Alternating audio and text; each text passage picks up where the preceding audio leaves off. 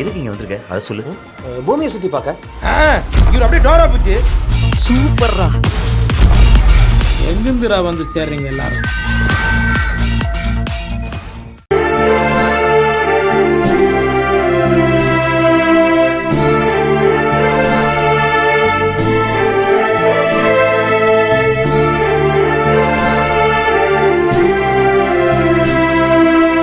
வேலு,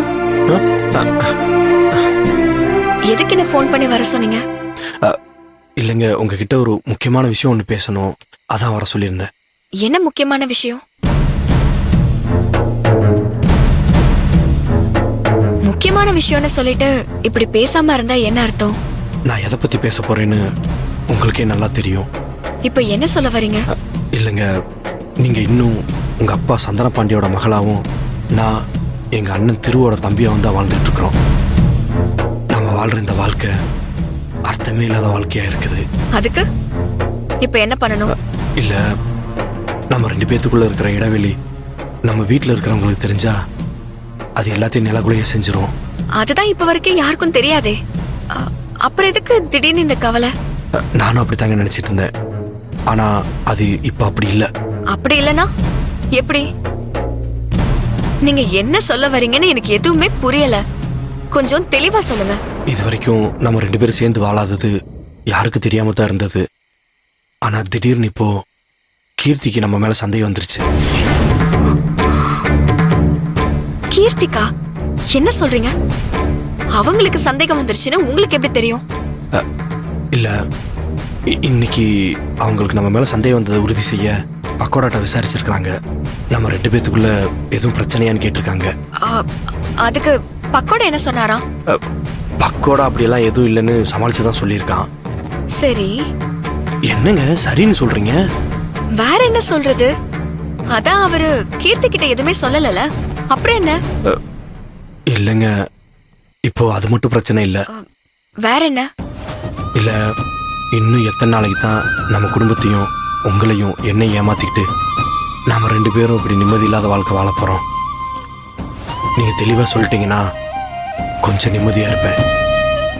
இப்ப வரைக்கும் கண்ணை கட்டி காட்டுக்குள்ள விட்ட மாதிரி எதுவுமே புரியாம ஒரு முடிவு தெரியாத பயணமா நம்ம வாழ்க்கை போயிட்டு இருக்கு. உண்மையாவே எனக்கு ரொம்ப வேதனையா இருக்குங்க. என்ன வேலு பேசுறீங்க? உங்களுக்கு என்ன வேதனையா இருக்கு? நீங்க ஆசைப்பட்ட மாதிரி இப்ப நான் என்ன எளிமையா மாத்திக்கிட்டேன். அது மட்டும் இல்லாம என் அம்மா அப்பா அவங்க கொண்டு வந்த சீரு உங்களுக்கு ஆடம்பரமா தெரியுங்கிறதுக்காக வேண்டான்னு திருப்பி அனுப்பிட்டேன். என்னங்க இப்படி பேசுறீங்க? இல்லங்க, நான் சரியா தான் பேசுறேன். இப்ப நான் என் அப்பா அம்மாவை பிரிஞ்சு தனியா தான் இருக்கேன். இதெல்லாம் உங்களுக்கு சந்தோஷமான விஷயம் தானே? அப்புறம் என்ன வேலு? எதெல்லாம் உங்களை காயப்படுத்துதுன்னு நீங்க சொன்னீங்களோ அது எல்லாத்தையும் உங்களுக்காகவும் நம்ம குடும்பத்துக்காகவும் மாத்திக்கிட்டேன். உங்க ஆசைப்படிதானே வேலு நடந்துக்கிறேன். இல்லைங்க, நீங்க மனசுல பாரத்தை சுமந்துட்டு தான் இதெல்லாம் பேசுறீங்கன்னு எனக்கு தெரியுது. ஆனா வேலு, அதெல்லாம் பார்த்தா நீங்க நினைக்கிற மாதிரி ஒரு வாழ்க்கைய வாழ முடியாது வேலு. பரவாயில்ல வேலு, என் மனசுதானே கஷ்டப்படுது. காலப்போக்குல ஒரு நாள் சரியாயிடும். அப்ப என் அப்பா சந்தன பாண்டியோட மகளா வாழ்றனா வேலுவோட பொண்டாட்டியா மாற நாள் அமையும். அது வரைக்கும் இந்த பிரிவு நிச்சயம் நமக்கு அவசியம் தானே எனக்கு தோணுது. என்னங்க இப்படி சொல்றீங்க? அப்ப நம்ம வாழ்க்கை முழுக்க இப்படி தனித்தனியா தான் வாழ போறோமா? என்கிட்ட இப்ப நீங்க கேக்குற கேள்விக்கெல்லாம் பதில் இல்ல. பெட்ரூம்குள்ள நம்ம தனித்தனியா இருந்தாலும் வெளி உலகத்துல நீங்களும் நானும் கணவன் மனைவியா தான் வாழ்ந்துட்டு இருக்கோம். அதனால இனிமே யாருக்கும் எந்த சந்தேகமும் வராது, வரவும் விட மாட்டேன். கீர்த்தி பக்கோடா கிட்ட சந்தேகப்பட்டு கேட்டதை நினைச்சு நீங்க கவலைப்படாதீங்க. அவங்கள சைலண்ட் பண்றது என்னோட வேலை. அதை நான் பாத்துக்கிறேன். நான் வரேன்.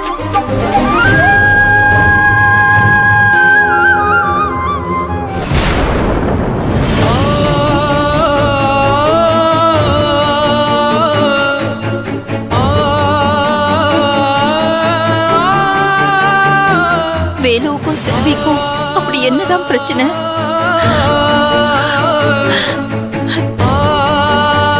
செல்வி இப்படி பேசிட்டு போறா, வேலு கண் கலங்கி நிக்கிறான்.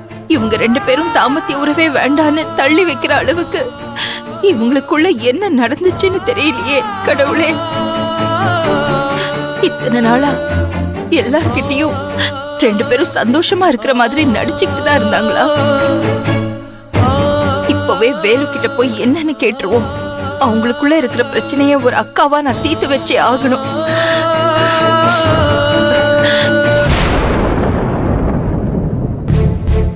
இல்ல, ரெண்டு பேரும் இந்த குடும்பத்துல இருக்கிற யாருக்கும் அந்த விஷயம் தெரியக்கூடாதுன்னு மறைச்சு வச்சிருக்காங்க. இப்ப நான் அதை தெரிஞ்சுக்கிட்ட மாதிரி காமிச்சாலும் ஏதாவது சொல்லி என்ன சரி கட்ட பாப்பாங்க. இத வேலு கிட்டயும் செல்வி கிட்டயும் இப்ப கேக்குறது சரியா இருக்காது.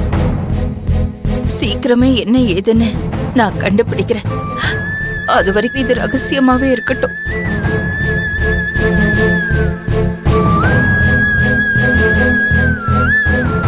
செல்வி, உன் மனசு காயப்படுற மாதிரி பேசின அந்த ஒரு வார்த்தைக்காக இப்போ நான் உன்னை புரிஞ்சு தினம் தினம் அவஸ்தையை அனுபவிச்சுட்டு இருக்கிறேன். கல்யாணமான ஒவ்வொருத்தனும் வீட்டுக்கு வர்றத சந்தோஷமா தான் நினைச்சிட்டு இருப்பான். ஆனா எனக்கு வீட்டுக்கு வர்றதே வெறுப்பா இருக்கு. இதெல்லாம் எப்போ எப்படி மாறப்போகுதுன்னே தெரியல.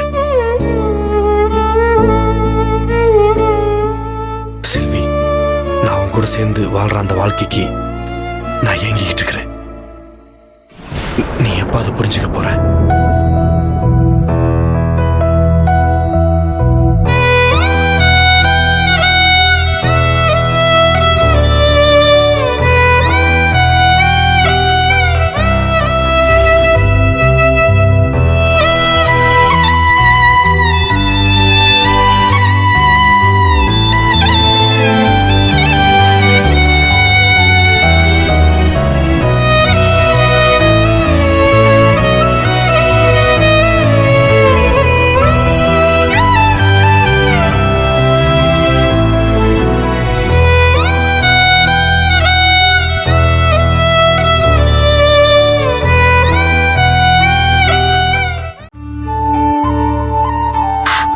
மன்னிச்சிருங்க. நான் உங்களை அவாய்ட் பண்றதால உங்க மனசு கடந்து தவிக்கிறது எனக்கு புரியுது. எனக்கு உங்க மேல லவ் இல்லாமலாம் இல்ல. நானும் உங்களை லவ் பண்றேன். உங்க மேல எனக்கு பாசமும் அக்கறையும் நிறையவே இருக்கு. என்னோட வாழ்க்கையே நீங்க தான். ஆனா என் சூழ்நிலை என்னால உங்ககிட்ட அன்பா நடந்துக்க முடியல. நான் உங்களை தள்ளி வைக்கிறதுக்கு காரணம் நீங்க வாய் தவறி சொன்ன அந்த ஒரு வார்த்தை அப்படின்னு உங்களை நம்ப வச்சிருக்கேன். ஆனா அதுக்கு வேற காரணம் இருக்கு. அத சொல்ல வேண்டிய நேரம் வரும்போது நானே உங்ககிட்ட சொல்றேன். அது வரைக்கும் பொறுத்துக்கோங்க. என் பக்கம் இருக்கிற நியாயத்தை உங்களுக்கு நான் கூடி சீக்கிரம் புரிய வைப்பேன். என்ன நீங்களும் வெறுக்க மாட்டீங்கன்னு நான் நம்புறேன். உங்க பொண்டாட்டியா 100 வருஷம் உங்க கூட வாழணும்னு எனக்கு ஆசையா தாங்க இருக்கு.